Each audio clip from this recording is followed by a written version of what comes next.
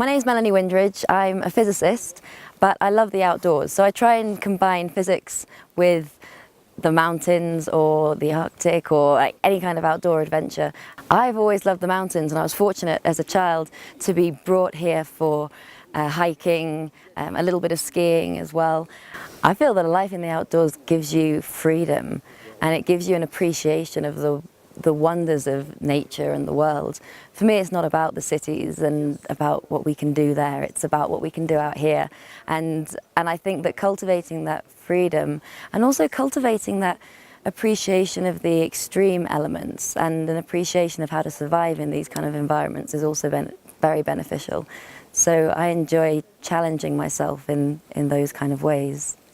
These days, I feel that society allows women to do a lot more. We're not restricted. I feel like I can do anything I want. It's the same there are challenges, but even in my work, I'm a physicist. It's a male-dominated field still, but that will change. I really believe that these things will change. And the more women there are out doing these things, the more women showing it can be done and acting as role models for the younger generation, the more women will come into it. I don't believe that there are restrictions so much anymore. I think there can be difficulties.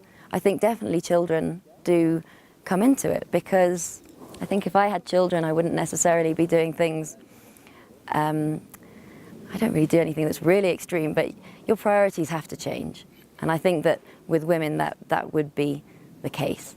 However, we have a lot of life to lead before children, and there's a lot of things that we can do, even afterwards, I think. I don't think that we should be held back. I think that there are ways to work around any of these other challenges. Bringing young people into these things is very, very important. These things being anything from like the mountains, but also the physics work. I do a lot of work in education, trying to allow people to better appreciate the science. I don't necessarily want everybody to be physicists or mountaineers, but I just would like people to appreciate what's out there and the wonders of the natural world, you could say. And so that goes for mountains and physics at the same time.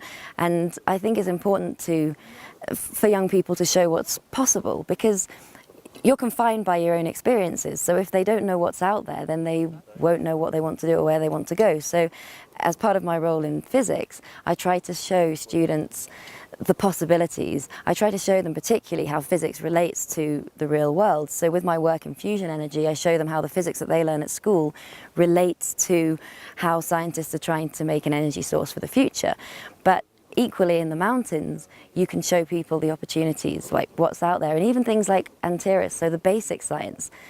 Science is about understanding the world. So we can come out here, we can look at the glaciers, we can see what's involved in the physics of how glaciers flow, for example, or how the weather is important. And all of these things are really important. And I think that showing students what is out there is paramount. And so role models are great for that. They need to show, they need to see that other people are doing this, and particularly where women are concerned, because like men are all over the history of the mountains and science, actually. So in both of these cases, we just need to show that women are doing these things, and it's not something that is exclusively for the boys.